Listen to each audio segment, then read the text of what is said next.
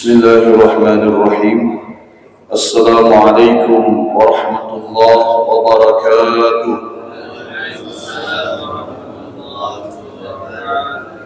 نويت التعلم والتعليم والإفادة والاستفادة والتذكر والتذكير والنفع والانتفاع والحث على التمسك بكتاب الله وسنة رسول الله والدلالة على الهدى والدعاء للخير.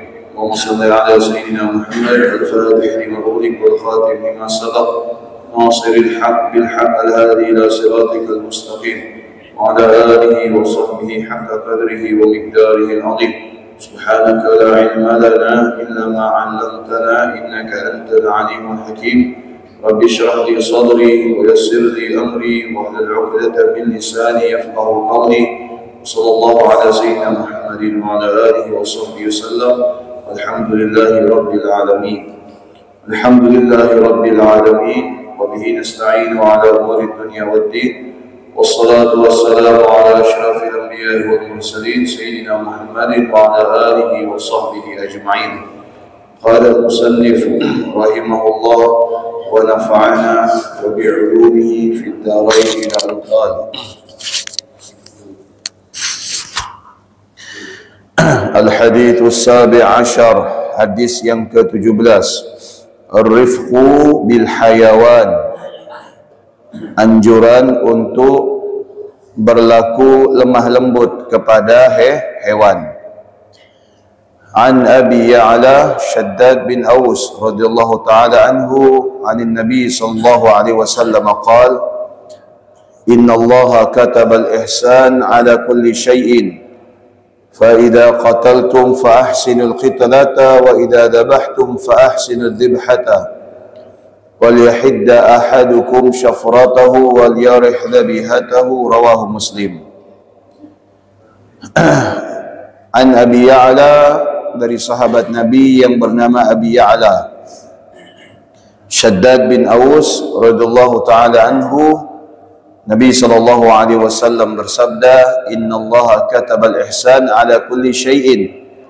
Sesungguhnya Allah Subhanahu wa ta'ala telah menentukan, telah mewajibkan al-ihsan untuk berlaku lemah lembut ala kulli syai'in, terhadap segala sesuatu. Fa idza qataltum fa ahsinul qitalata, kalau kalian hendak membunuh, maka bunuhlah dengan cara yang baik. Wa idza dzabhtum fa ahsinuz dzibhata, dan apabila kalian ingin menyembelih, maka sembelihlah dengan cara yang baik. Wal yahidda ahadukum syafratahu wal yarih dzabihatahu, maka hendaknya sebelum kalian itu mengeksekusi binatang sembelihan kalian, hendaklah kalian itu menajamkan terlebih dahulu pisau kalian dan kemudian menyenangi hewan yang akan disembelih. Hadis ini diriwayatkan oleh Abi Ya'la, yang mana nama sebenarnya adalah beliau Shaddad bin Aus. Beliau adalah merupakan keponakan daripada sahabat Nabi yang bernama Hassan bin Thabit, wahwa ibnu akhi Hassan bin Thabit, merupakan keponakan daripada sahabat Nabi Hassan bin Thabit. Wa kana jami'an bainal ilmi wal hikmah. Shaddad bin Aus, atau yang dikenal dengan Abi Ya'la, adalah merupakan orang yang telah mengumpulkan dua hal, yang itu al-ilmu dan hikmah. Ilmu dan hikmah ini dikumpulkan sekaligus itu jarang dimiliki oleh orang lain. Terkadang ada orang yang hanya memiliki ilmu, namun tidak memiliki yang namanya hikmah. Apa yang dimaksud dengan ilmu dan hikmah di sini?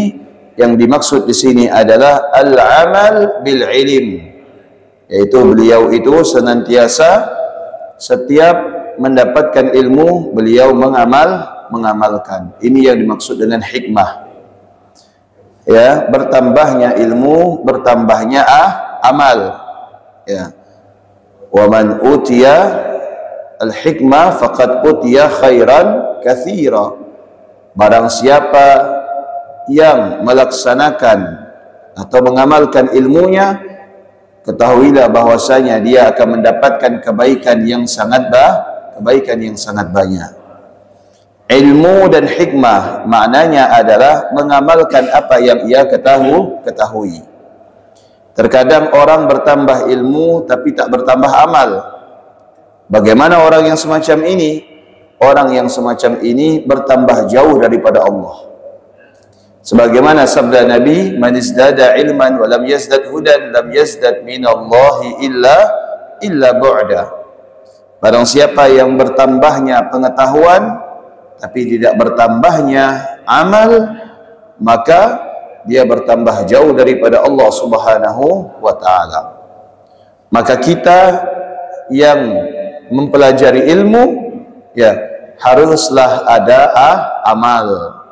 Karena ilmu itu bukan hanya sebatas dipelajari, dihafal, difahami, tetapi buah daripada ilmu itu adalah amal.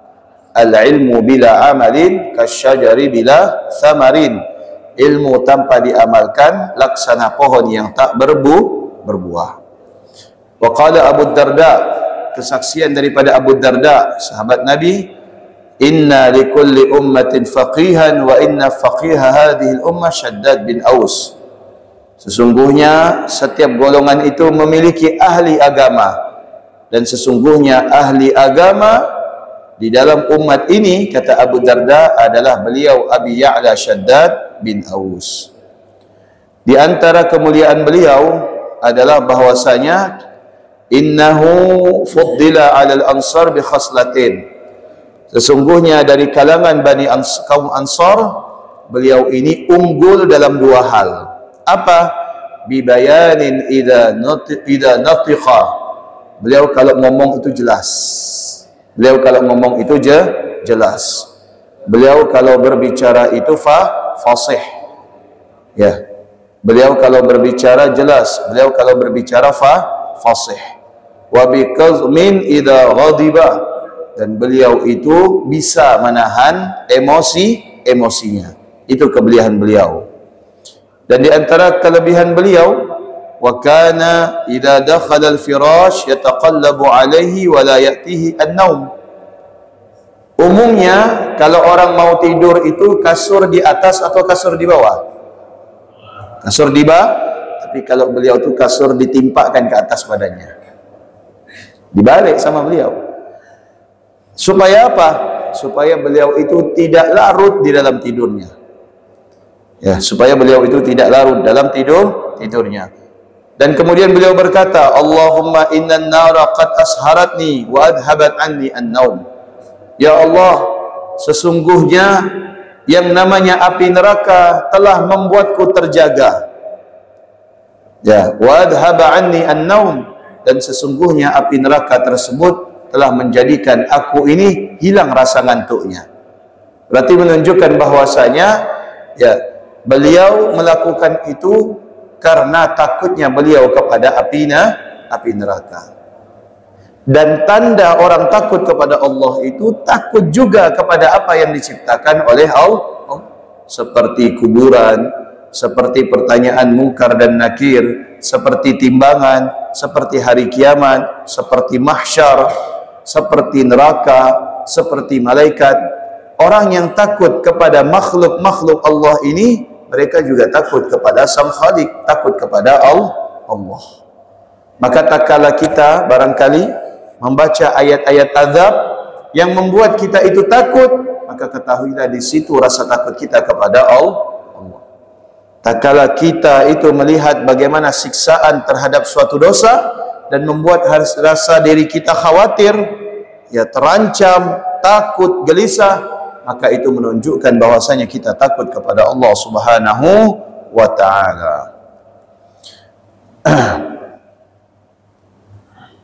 Nah, hadis ini memberikan pelajaran kepada kita apa? Bahwasanya Nabi sallallahu alaihi wasallam, ya, bersabda, apa kata beliau? Innallaha kataba al-ihsan.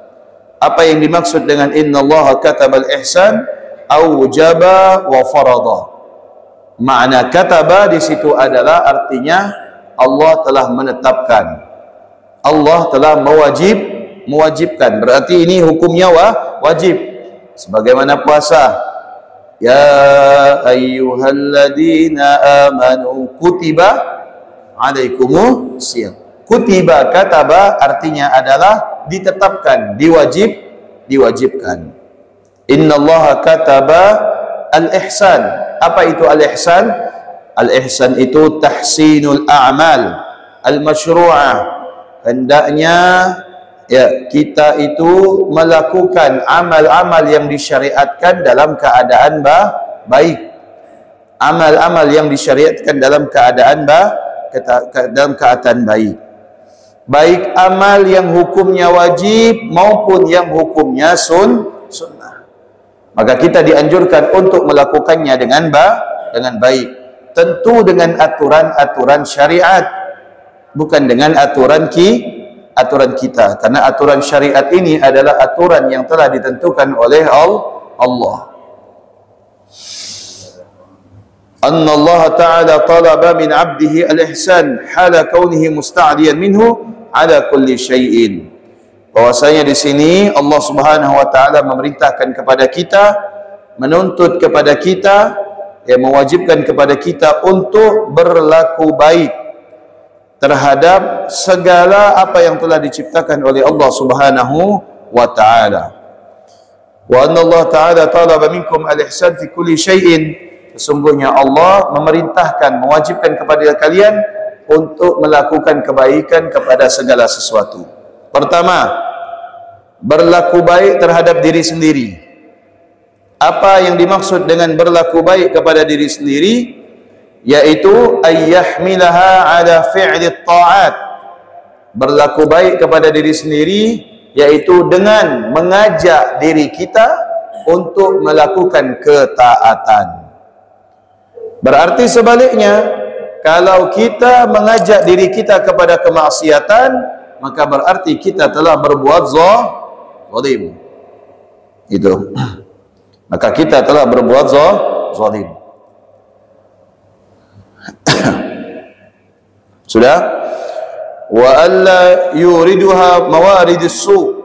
Dan senantiasa hendaknya kita mengajak kepada kebaikan terhadap diri kita, yaitu dengan cara apa? Dengan cara melakukan segala macam kebaikan dan menghindari segala macam kesalahan.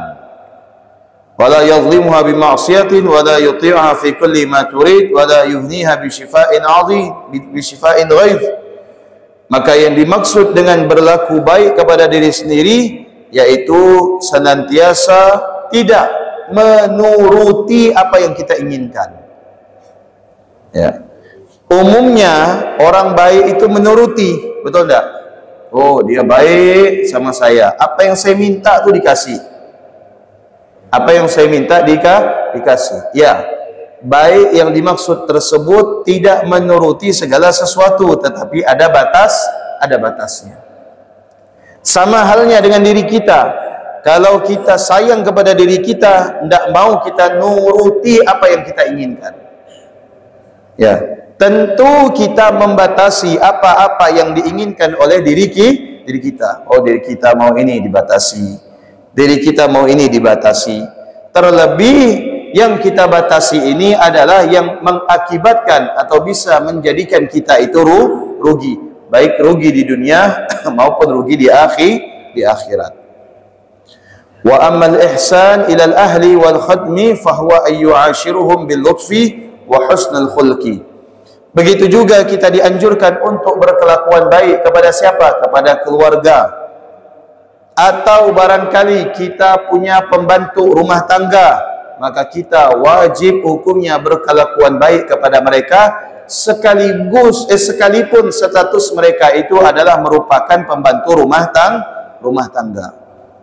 Wajib kita berkelakuan baik. Bagaimana berkelakuan baik terhadap keluarga kita? Seperti istri, anak-anak, saudara dan seterusnya, yaitu wa yu'allimuhum ma yahtajuna ilaihi. Yang pertama, berkelakuan baik dengan mereka adalah mengajarkan kepada mereka terhadap apa yang diperlukan oleh mereka. Tentu di sini mengajarkan hal-hal agama, mengajarkan solat, mengajarkan untuk berkelakuan baik, mengajarkan untuk bermuamalah dengan baik. Wa yanhahum 'anil munkar, dan begitu juga melarang mereka untuk melakukan kemungkaran. Ini yang punya pembantu di rumah, ingat, kita yang punya pembantu di rumah berkewajiban untuk mengajak pembantu kita juga taat kepada Allah. Jangan pembantunya itu difokuskan untuk bekerja saja, tapi apabila ada kewajiban beribadah, kita wajib mengajaknya untuk beribadah. Pembantunya muslim, begitu masuk waktu solat, laki-laki suruh solat, jangan disuruh kerja terus. Ya. Lalu kata pembantunya, "Pak, saya mau solat, boleh?" "Tidak boleh." "Ya, kamu tuh digaji sama saya." "Tidak boleh, dosa ini. Haram hukumnya." Ya. Dan kita juga punya dasar apa? La ta'ata li makhluqin fi ma'siyatil khaliq. Tidak boleh taat dalam bentuk kemaksiatan kepada makhluk Allah. Tidak boleh. Berarti meninggalkan kewajiban adalah merupakan bentuk kemaksiatan. Meninggalkan kewajiban adalah bentuk kemaksiatan. Pembantu mau solat. Ya. Waktunya solat.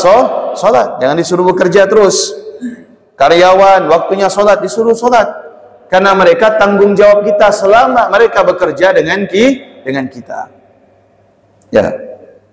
Tapi sebaliknya, kalau kita selaku pembantu jangan memanfaatkan kebaikan atasan kita atau majikan kita. Mentang-mentang majikan kita baik, solatlah solat. Tidak tahu kita curi waktu, solatnya 5 menit, istirahatnya 1 jam. Tidak boleh, itu juga zalim. Itu juga tidak boleh. Kalau bahasa orang itu membelet namanya. Ya, membelet. Berapa lama waktu solatnya? Dikasih waktu 15 menit, dikasih waktu setengah jam, tapi ya dilebihkan. Untuk apa? Untuk tidur, untuk main handphone, untuk melakukan hal-hal yang tidak ada manfaat. Ini juga tidak boleh. Tidak boleh. Perkara pembantu ini bisa memberatkan kita di akhirat. Perkara pembantu ini ya bisa memberatkan kita di akhirat. Maka tanggung jawab kita selaku tuan rumah atau majikan atau bos atau atasan terhadap apa yang dilakukan oleh pembantu kita. Yang kedua, sebagai seorang pembantu, sebagai seorang anak buah, jangan mau melakukan hal-hal yang dapat menjadikan sebab atasan kita itu bermaksiat. Misalkan majikan kita nyuruh beli bir, belikan saya bir, saya mau minum bir. Tak boleh, haram hukumnya. Haram. Ya. Dah lah Pak, pesan gosen ya lah Pak. Saya tidak mengambil resiko gitu. Pesan gosen. Dosa juga kita kalau kita mengiyakan apabila dia ingin maksiat. Yang ketiga, ingat, walaupun dia pembantu kita, ya, tapi dia bukan apa-apanya kita. Hendaknya menjaga batasan-batasan agama. Batasan-batasan agama. Pembantunya perempuan, jangan buka aurat di depan majikan laki-laki. Pembantu perempuan jangan tidak memakai jilbab di depan majikannya laki-laki. Wajib pakai jilbab. Ya, jangan mentang-mentang pembantu dah biasa Pak Ustaz. Biasa-biasa menurut awak, tak tahu syaitan ini. Betul tak? Tak sedikit kan majikan itu ya tergiur dengan asistennya dan lain sebagainya. Ini menunjukkan bahwasanya tidak ada batasan di dalam mempekerjakan seseorang. Begitu juga dengan pembantu laki-laki kepada majikan perempuan, jangan terlalu dekat. Berbicara seperlunya saja, tidak boleh berduaan. Ya. Walaupun depan majikannya perempuan, tetap ada batasan-batasan aurat. Ya. Wa ammal ihsan ila sairin nas, berkelakuan baik kepada segenap umat manusia, fahuwa alla yaghshahum bal yansah lahum wa yuhsinu suhbatuhum. Hendaknya memperbaiki pergaulan dengan cara apa? Yaitu dengan cara berkelakuan baik, yaitu memberikan manfaat, memuliakan dan menghormati siapa yang lebih tua dan menyayangi siapa yang lebih kecil. Wa yurshiduhum ila sabilil khairat wajtinabul munkarat. Dan hendaknya memberikan petunjuk kepada manusia terhadap hal-hal yang baik, dan kemudian menghindarkan mereka daripada hal-hal yang buruk. Wa yas'alullah lahum al-hidayah wat taufiq wa yatasaddaq an mautahum wa yad'u lahum bil maghfirah war rahmah. Dan salah satu cara berkelakuan baik terhadap umat manusia yaitu memohon kepada Allah agar orang lain itu diberikan petunjuk, agar orang lain itu diberikan taufik, dan kemudian bersedekah kepada orang-orang yang sudah meninggal. Maksudnya pahalanya untuk orang yang sudah meninggal, dan memohon kepada Allah kepada mereka yang sudah meninggal agar diberikan ampunan dan rahmat Allah Subhanahu wa taala. Begitu juga wa ammal ihsan ilal ulama, selain kita berkelakuan baik kepada keluarga sendiri, kemudian kepada lingkungan kita, kepada manusia, bahkan kepada diri kita sendiri, kita juga harus berkelakuan baik kepada para ulama, Bagaimana? Bitauqirihim, menghormati mereka, wa qabul ma yarawnahu, dan menerima apa yang mereka ajarkan, wa adamu ida'ati auratihim, dan tidak diperbolehkan kita itu berkelakuan yang tidak baik kepada para ulama, karena para ulama itu adalah merupakan pewaris para nabi, yang kita manfaatkan ilmunya, yang kita ambil ilmunya. Kita bisa salat karena para ulama, para guru-guru kita. Kita bisa ngaji karena para guru-guru kita. Kita bisa tahu ini halal, kita bisa tahu ini haram karena siapa? Karena berkat ilmu yang kita ambil daripada guru-guru kita. Hendaknya menghormati ulama agar anak kita oleh Allah Subhanahu wa taala dikaruniakan ilmu sebagaimana para ulama. Imam Ghazali ayahnya bukan orang alim, tapi karena kecintaan ayahnya kepada orang alim, maka Ghazali ini menjadi orang alim. Begitu juga halnya dengan Imam Syafi'i rahimahullah dan imam-imam yang lain. Tidak semua para imam itu, para ulama itu lahir daripada orang tua yang ulama. Ada juga mereka yang lahir daripada orang tua biasa saja, pedagang, pekerja dan lain sebagainya.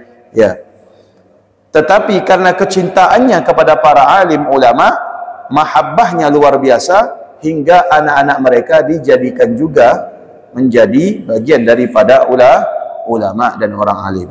Ini menunjukkan kecintaan yang luar biasa kepada orang alim, maka Allah menganugerahkan kecintaannya kepada orang tersebut. Wa ammal ihsan ilal bahaim fahuwa alla yuji'ahum wa la ya'tashuhum. Dan begitu juga kita dianjurkan untuk berkelakuan baik kepada hewan-hewan. Bagaimana berkelakuan baik kepada hewan-hewan? Yaitu tidak membiarkannya dalam keadaan lapar. Maksudnya ini adalah peliharaan. Yang memelihara binatang, yang memelihara kucing, apalagi yang memelihara burung, yang memelihara kambing, yang memelihara ayam, yang memelihara bebek, itik, dan lain sebagainya. Haram hukumnya membiarkan mereka itu tersiksa dalam keadaan lapar dan haus. Hukumnya haram. Kalau kita membiarkan mereka tersiksa dengan rasa lapar dan haus, kita berdosa. Kita berdosa. Dan tidak boleh memukul hewan apapun, sekalipun hewan itu berbisa, kecuali hewan itu memberikan bahaya kepada kita. Sekalipun dia itu berbisa, kecuali dia itu memberikan bahaya kepada kita. Misalkan Ada ular lewat, kita kejar, kita bunuh. Itu tidak boleh sebenarnya. Kecuali ular tersebut akan memangsa kita. Atau barangkali kita lihat ada kalajengking, jauh kalajengkingnya di sana. Kalajengkingnya juga tidak mau gigit kita. Ya, barangkali darahnya kita pahit, tidak segar. Ya, kalajengking juga tidak mau gigit kita. Tidak mau, dia lihat, ini tua nih, tidak enak darahnya nih. Ya, udah bawa kubur.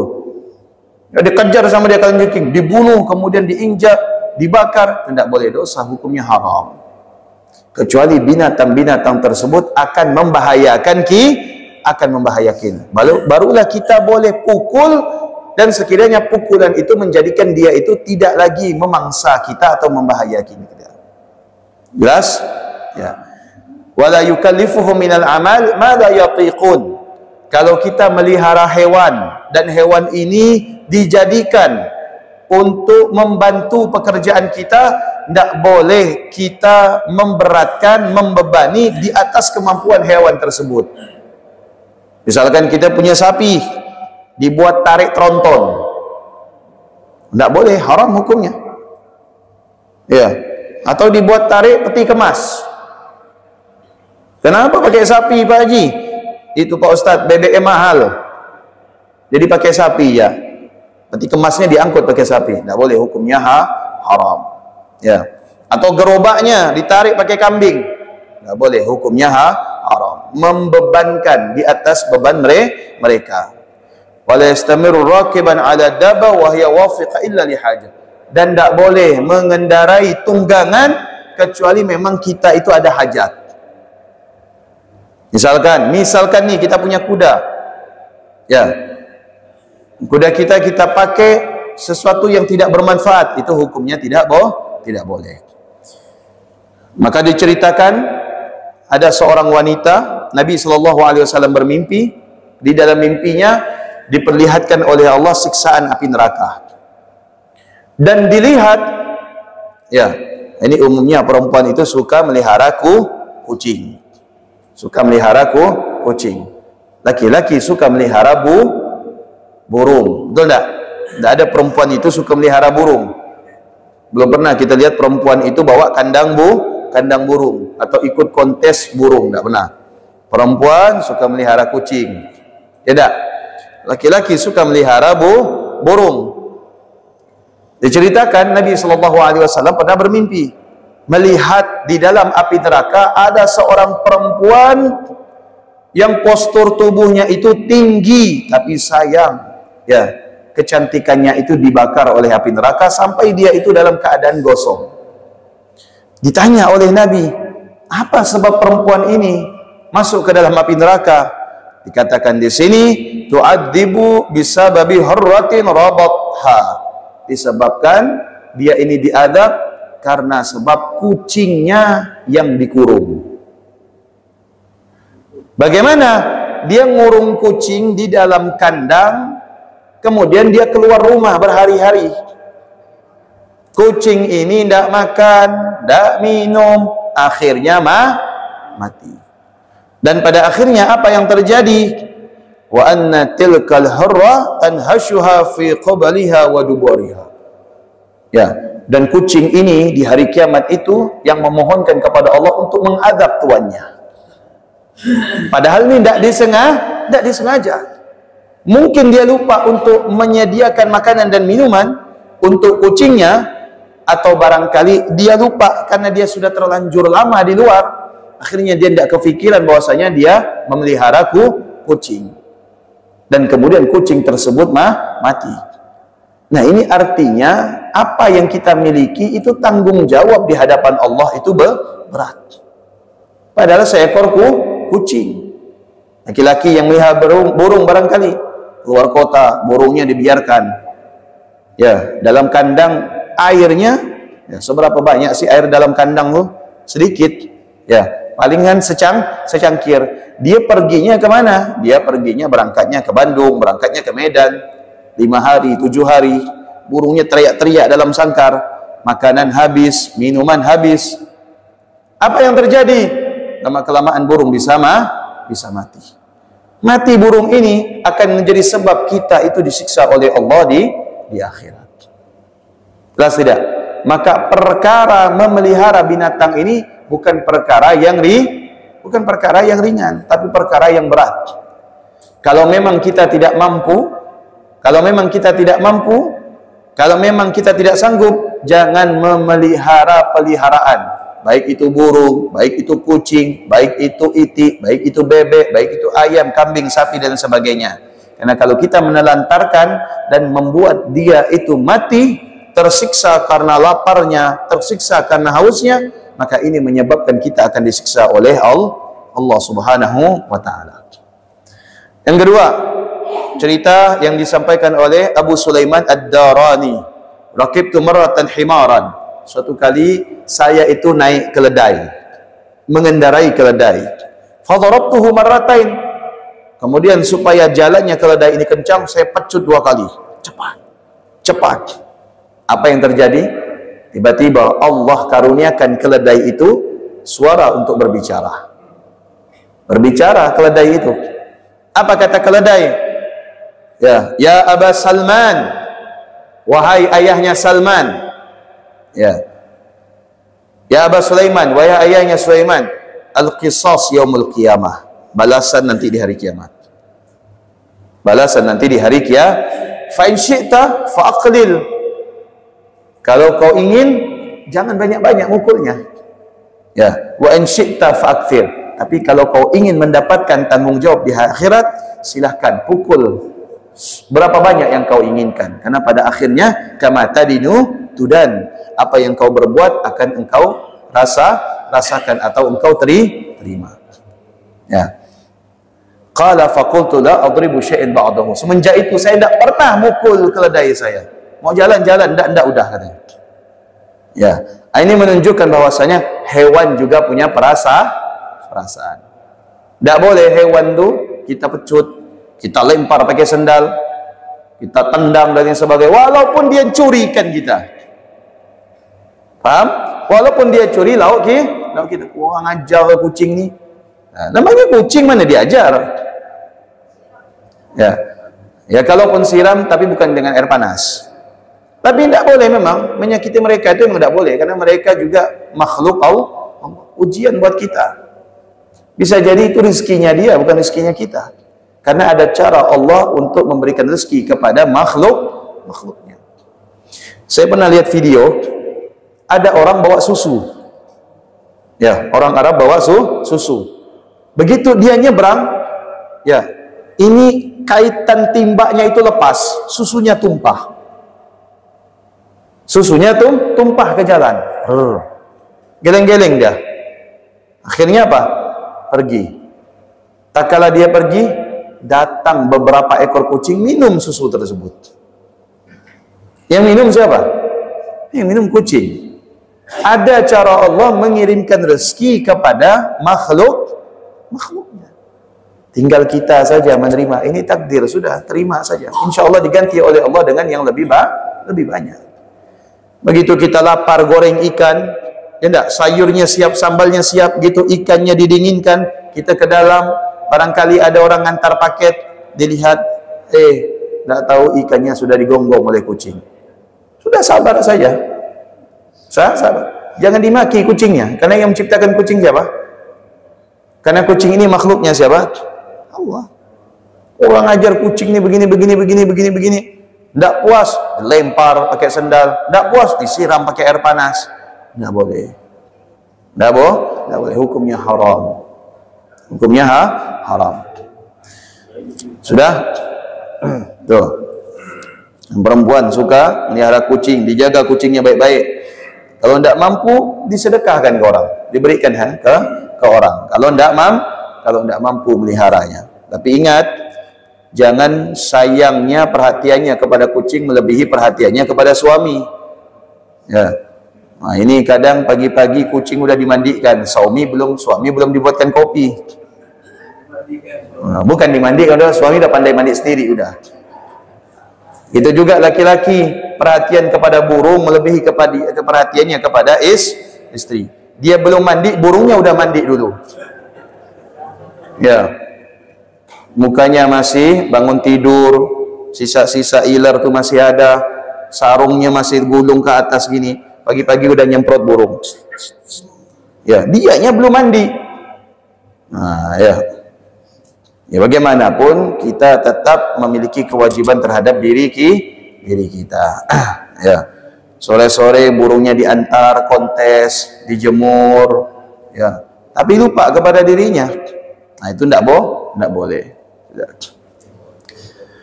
Fa idza qataltum, masuk kepada redaksi hadis. Kata Nabi SAW, kalau kita ingin membunuh, bunuhlah dengan cara yang baik. Ini misalkan di kasur kita ada kepinding, betul tidak? Ya, kepinding ya kan, atau yang lain sebagainya. Saking kesalnya kita sama kepinding ini, ya, kepinding ini diapakan? Dikeluarkan. Udah dikeluarkan, ambil yang namanya jarum, semet, peniti, kepindingnya ditusuk satu-satu, jadiin sate, hidupkan kompor. Nah, ini yang kau suka gigit saya nih katanya. Itu apa? Tidak boleh. La yu'adzib bin nar illa rabban nar. Manusia tidak boleh menyiksa dengan api kecuali yang memiliki api, yaitu Allah Subhanahu wa ta'ala. Yang menyiksa makhluk dengan api itu siapa? Ya Allah. Karena Allah yang memiliki api, kita tidak boleh. Lalu Ustaz, kalau orang bakar ayam, bakar ikan, itu beda lagi. Itu beda lagi. Ini yang dimaksud kita kesal dengan hewan. Kecoa, lipan, kalajengking. Kalau udah bunuh, fahsinul qitlata, bunuh dengan cara yang baik. Kepinding, ya udah injak, selesai. Jangan kepinding hidup-hidup ditusuk, tuk ditusuk, pakai lilin dibakar. Itu tidak boleh. Hukumnya haram. Tidak boleh. Kalau kita ingin bunuh, bunuhlah dengan cara yang baik. Ada ular mau matok kita, ya, kita pukul, pak, mati, selesai, udah. Jangan digantung lagi, digantung, diseret pakai motor. Ya. Atau misalkan tikus, angkap tikus ya kan, dimasukkan dalam jebakan. Dapat kau. Terus jebakannya di mana? Dimasukkan dalam paret. Berenang tikus tuh, lama-lama ini tidak boleh, nyiksa namanya itu. Jadi apa kan? Ya bunuh langsung. Bunuhnya itu langsung, tidak boleh dibunuh secara perlahan-lahan. Ya, atau misalkan tikusnya digantung, ya, ditembak dari jauh. Tembak bukan pakai senapan angin, pakai soft gun. Peluru yang tidak tembus itu kan, ditembak, tak, sampai habis pelurunya, tidak mati-mati tikusnya. Itu tidak boleh. Segala bentuk penyiksaan yang sifatnya itu tidak langsung membunuh, itu tidak boleh, hukumnya haram. Kalau kita kesal, bunuh langsung, selesai. Sama halnya dengan cicak. Betul. Cicak kalau kita mau dapat pahala, dosa kita diampuni, bunuh langsung, bukan disiksa. Bukan disiksa. Ya, diketapel cicak, pak, jatuh cicaknya. Ya, kemudian digantung, dibakar. Nggak boleh, haram hukumnya. Yang mana sebab dosa kita diampuni kalau bunuh cicak, itu bunuh langsung mati. Pak, mati. Nggak mati langsung, pak, mati kan, selesai.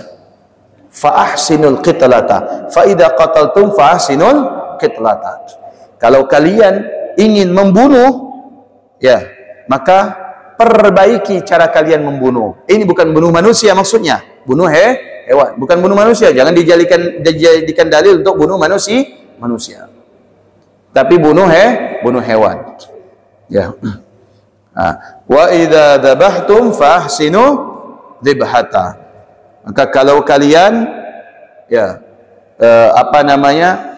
ingin menyembelih, maka sembelihlah dengan cara yang baik. Tapi Pak Ustadz, kalau serengganya itu banyak, misalkan ada serangga banyak yang merugikan kita, tidak bisa dengan cara kecuali dengan cara dibakar untuk memusnahkan, maka boleh. Kecuali tidak ada cara lain. Dibakar dia baru musnah Pak Ustadz, baru boleh. tapi terlebih dahulu dimatikan, baru kemudian dibakar. Tidak boleh dibakar tidak boleh dibakar hidup-hidup. Jelas? Paham? Termasuk ada orang yang suka bakar semut, itu tidak boleh hukumnya. Ya, suka bakar semut tidak boleh. Ya, karena mematikannya secara perlahan. Kalau mematikannya pakai semprot serangga aja.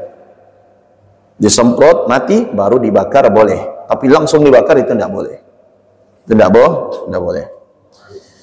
Kemudian wa idza dzabhtum, apabila kalian ingin menyembelih, fahsinu dzibhata, maka sembelihlah dengan cara yang baik.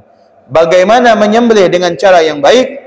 Ya, ayyakuna bisikinin madiyah, hendaknya dengan senjata yang tajam. Senjata tajam cukup, enggak, tapi juga dengan cara yang cepat. Senjata tajam, cara yang cepat. Wa ayyu'ajjila imraraha ala madbahil bahima liyusri izhakan ruhiha. Kenapa dipercepat? Kenapa dengan senjata yang tajam, dengan cara yang cepat? Supaya rohnya itu cepat keluar. Kalau misalkan kita dengan senjata yang tidak tajam, kemudian dengan perlambat atau pelan, itu menyakiti, rohnya itu tidak keluar langsung. Makanya di dalam hukum fikih haram memakan anggota tubuh hewan yang halal dimakan apabila anggota tubuhnya terpotong tanpa melalui sembelihan. Jadi misalkan ada sapi, kakinya putus, sapinya masih hidup, berarti terputusnya kaki dalam keadaan masih hidup. Kaki yang terputus ini tidak boleh dikonsumsi. Hukumnya haram karena pemilik kaki masih hidup. Kenapa haram? Apa karena belum disembelih? Itu salah satu alasan. Yang kedua, karena di kaki itu masih ada rohnya. Di kaki itu masih ada rohnya.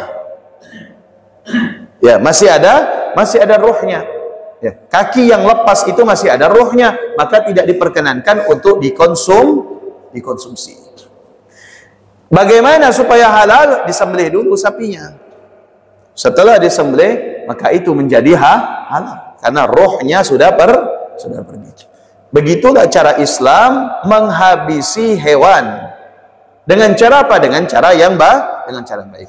Yang kedua, Pak Ustadz, kenapa Islam ini mengkonsumsi hewan ternak harus disembelih terlebih dahulu? Kenapa dengan cara yang tidak disembelih?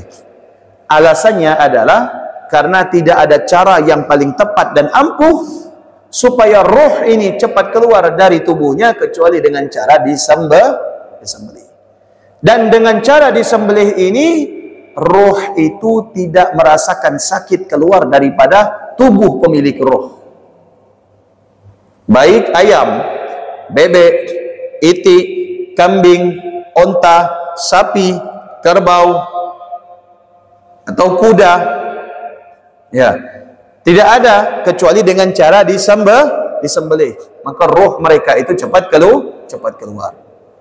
Bukan dengan cara dipukul, bukan dengan cara dibenturi, bukan dengan cara dikarungi, bukan dengan cara dipilas, bukan dengan cara dipelintir, bukan dengan cara diinjak, bukan dengan cara disiksa, tidak, tapi dengan cara disembelih. Yang menjadi kewajiban kita kalau menyembelih apa? Dua. Yang menjadi perhatian kita yang wajib putus apa? Yang pertama adalah hulqum. Apa itu hulqum? Hulqum itu adalah selang tempat di mana keluar masuknya nafas. Selang yang kedua adalah mar'i majrat ta'am wasyarab. Tempat keluar masuknya makanan dan minuman. Itu wajib putus. Adapun urat itu tidak wajib. Yang menjadi wajib di sini adalah selang. Dua selang itu wajib putus. Lalu bagaimana kalau misalkan kita nyembelih sudah diangkat ternyata belum putus, maka sembelihannya boleh diteruskan. Tapi bukan dengan waktu yang sangat lama. Faham? Masih halal. Bukan istilah diangkat berarti sudah tidak boleh disembelih lagi. Boleh. Apabila kita dapati salah satu selangnya itu belum putus. Nyembelih. Bismillahirrahmanirrahim. Allahu Akbar. Serat, serat, serat, serat. Angkat pisaunya. Sudah? Oh, masih ada. Masih utuh. Selangnya cuma putus satu. Teruskan. Serat, serat, serat. Boleh. Bukan begitu diangkat, tidak boleh lagi diteruskan. Boleh.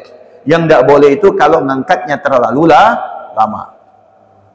Ya, misalkan, Pak, itu baru putus satu tuh. Biarkan dia dulu. Ya, biarkan dia sampai lama baru kita teruskan. Itu tidak boleh. Itu hukumnya haram. Berarti tidak masyru' sembelihannya. Tidak halal. Oh Pak, itu selangnya tidak putus satu. Mana kambingnya? Yang itu langsung. Bismillah. Terus. Nah, itu cara menyembelih. Ya. Yang kedua, umumnya ya di antara kita barangkali nyembelih itu cukup sekali. Ya, tidak boleh lebih dari satu kali. Tidak. Satu kali sabetan bisa memutuskan dua selang, itu lebih afdal. Tapi kalau misalkan satu kali tidak bisa, harus 2-3 kali, maka itu juga boleh. Sudah? Ada yang mau ditanyakan? Silakan.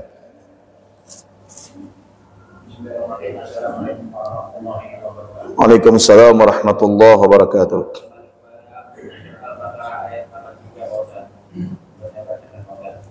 Ingatlah ketika kami mengambil janji dari Bani Israel, janganlah kamu menyembah selain Allah dan berbuat baiklah kepada kedua orang tua, kerabat, anak, yatim, dan orang-orang miskin.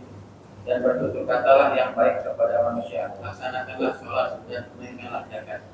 Tetapi kemudian kamu berpaling mengingkari kecuali sebagian kecil dari kamu, dan kamu masih menjadi pembangkang. Pertanyaannya Pak Ustaz, kapan kita diperintahkan untuk berbaik atau berbuat Islam menurut Al-Quran?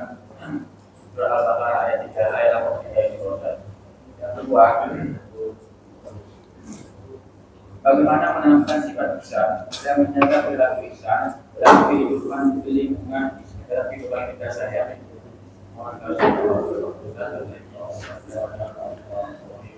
Waalaikumsalam warahmatullahi wabarakatuh. Wa id a'udzu billahi minasyaitonir rajim. Wa id akhadna mitsaqa bani Israil la ta'buduna illallah wa bil walidaini ihsana. Makna ayat ini bahwasanya sesungguhnya yang namanya ihsan ini sudah Allah tetapkan sejak dahulu, bahkan sebelum adanya umat Nabi Muhammad.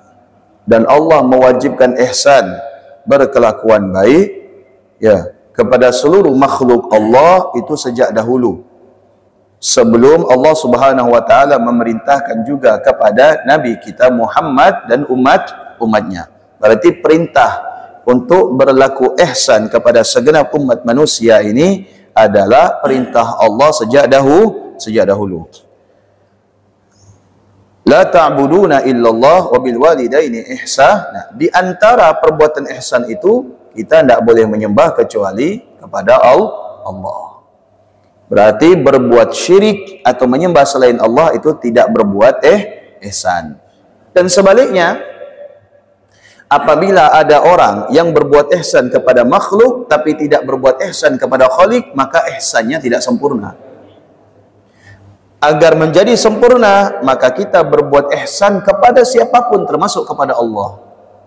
Berbuat ihsan kepada Allah dengan cara beribadah. Berbuat ihsan kepada manusia dengan cara bermuamalah dengan baik, mengarahkan kepada kebaikan, tidak mengarahkan kepada kemaksiatan. Berkata jujur, berlaku sopan, bersedekah, mendoakan, menunjukkan kepada kebaikan. Jangan dipilih salah satu. Berlaku ihsan kepada Allah tapi tak berlaku ihsan kepada manusia. Berlaku ihsan kepada manusia tapi tidak berlaku ihsan kepada Allah. Ini dua-duanya keliru. Yang adil, berihsan kepada Allah, berihsan juga kepada manusia, berihsan juga kepada binatang. Maka ihsan yang semacam ini adalah ihsan yang sempurna. Kapan kita diwajibkan? Ya, kapan kita diwajibkan untuk menjalankan? Kapan kita memiliki kemampuan. Di saat kita punya tetangga, ada tetangga kita, di situ kewajiban kita ihsan kepada tetangga kita. Kecuali kita tidak punya tetangga, tidak ada kewajiban kita berlaku ihsan kepada tetangga. Tak kala kita punya yang namanya anggota keluarga, punya istri dan anak-anak, di situ berlaku kewajiban kita ihsan kepada keluarga. Jelas ya? Ya. Makasih dulu. Oke. Hukum berburu itu termasuk daripada salah satu sunnah para nabi. Para nabi itu semuanya suka berburu. Para nabi semuanya suka berburu. Apa tujuan berburu itu? Tidak lain dan tidak bukan, tujuan berburu itu adalah untuk bertafakkur. Pertama, bukan saja untuk menyalurkan hobi, bukan saja untuk pamer senjata, tetapi berburu itu di situ adalah tafakkur, untuk memikirkan, merenung terhadap ciptaan Allah Subhanahu wa taala. Nah, binatang yang kita bunuh dengan senjata yang bukan senjata tajam seperti peluru, betul enggak? Seperti peluru itu tajam enggak? Enggak tajam, tetapi diperlukan senjata supaya peluru itu bisa menembus. Bagaimana binatang yang kita tembak seperti rusa, kijang yang halal umumnya, ya, atau burung, maka binatang tersebut hukumnya halal. Sekalipun yang kita tembak itu bukan bagian kepalanya, tapi mati, maka halal. Tapi tidak pakai bismillah, walaupun tidak pakai bismillah. Namun apabila binatangnya masih hidup, maka harus kita sembelih. Jelas ya? Paham ya maksudnya? Bu, ya silakan. Ya. Tapi ada yang nggak tahu juga masalah Al-Quran ini Pak, yang kita sering ada baca ya kan, itu ada masanya Pak. Al-Quran yang kita baca tiap hari bisa kita baca itu kan ada masanya rusak. Iya. Iya. Nah itu untuk makan yang benar dalam agama Islam, Al-Quran yang sudah rusak itu tidak ada gas, ya kan? Ada yang bilang mau dibakar, ada yang teruskan untuk menjelaskan lebih lanjut.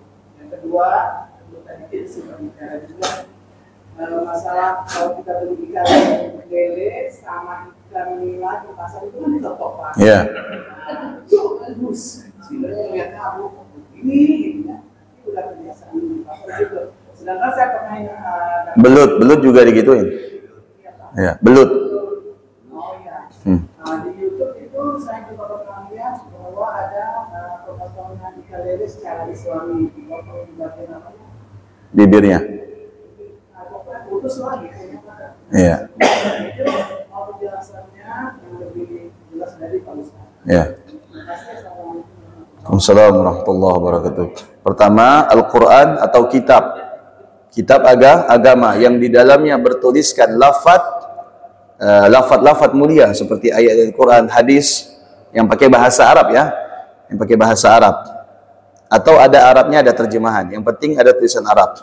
Kalau misalkan sudah usang bagaimana? Yang pertama, apabila kita bisa memusnahkannya demi menjaga kehormatannya itu lebih baik. Tujuan kita membakar, memusnahkan supaya ini tidak disalahgunakan, karena seringkali kita membeli sesuatu itu bungkusnya ada bungkus kitab. Ya, saya pernah beli kacang rebus, begitu saya buka kertasnya isinya kitab. Jadi kitab-kitab yang dipakai sama mamang tuh dijadikan bungkus kacang. Mungkin dia tidak tahu mungkin.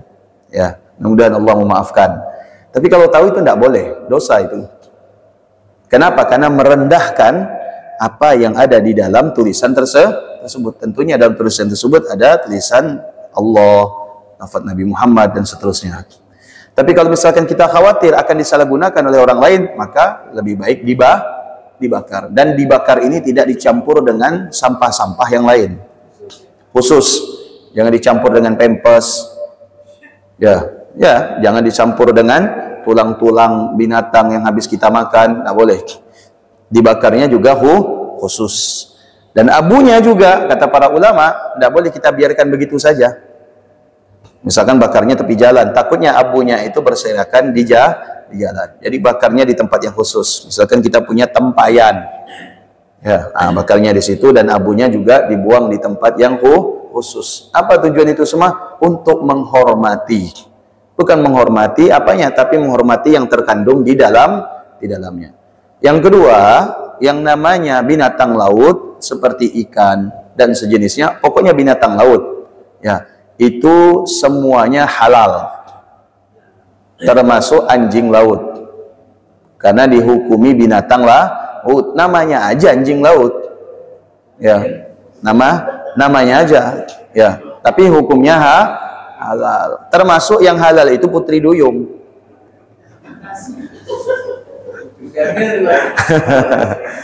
Kudanil tidak termasuk hewan laut. Kudanil tidak termasuk hewan laut. Sudah, semua binatang laut itu hukumnya halal, walaupun dia menjadi bangkai. Walaupun dia menjadi bangkai. Misalkan di sungai ada ikan mati, halal, boleh kita ambil, goreng. Iya. Ada ikan mati, ya, ikan mati halal. Bangkainya kullu maitatin fil bahri fahuwa halal.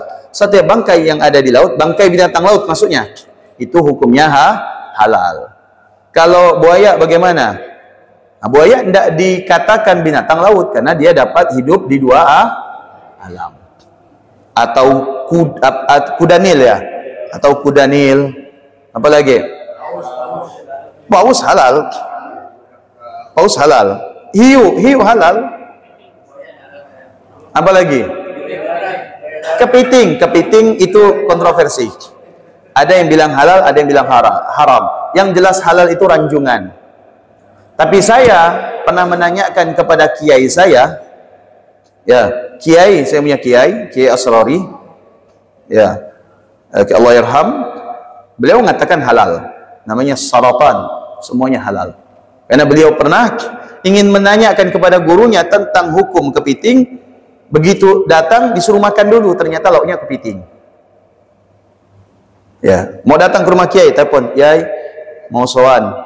"Iya, ada yang mau saya tanyakan." "Ya, silakan. Saya lagi di rumah." "Assalamualaikum." "Waalaikumsalam." Makan dulu sampean sebelum nanya hukum. Enggak tahu disuguhkan kepiting, berarti halal. Insyaallah kiainya udah tahu.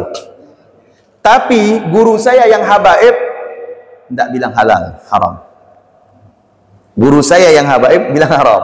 Tidak tahu saya bedanya apa. Cuman guru saya habaib bilang begini. Kenapa kita mengharamkan? Karena pernah ini kita simpan satu hari di darat itu hidup. Betul nggak? 2 hari berarti menunjukkan dia hidup di dua alam. Itu alasannya. Tapi sama guru kami yang kiai dibantah. Dia bisa hidup, tapi kalau disiram air.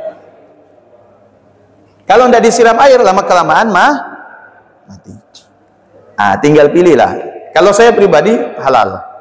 Karena saya memang dari kecil suka menikmati kepiting. Karena abah saya itu jualan ikan di pasar. Nah itu. Lalu bagaimana? Semua hewan yang ada di laut itu hukumnya halal. Walaupun dia menjadi bangkai. Ingat, walaupun dia menjadi bangkai. Walaupun dia menjadi bangkai, tetap halal hukumnya. Nah sekarang saya tanya, ibu beli ikan di pasar itu bangkai atau enggak? Itu bangkai.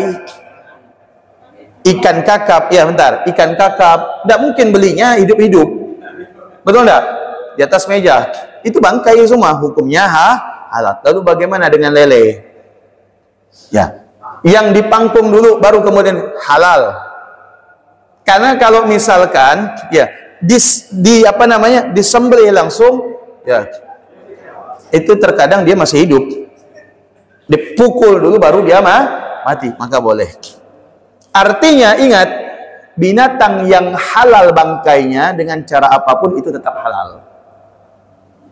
Bangkainya halal, berarti dengan cara apapun tetap dia itu hukumnya halal. Kecuali punya orang mati, kita ambil.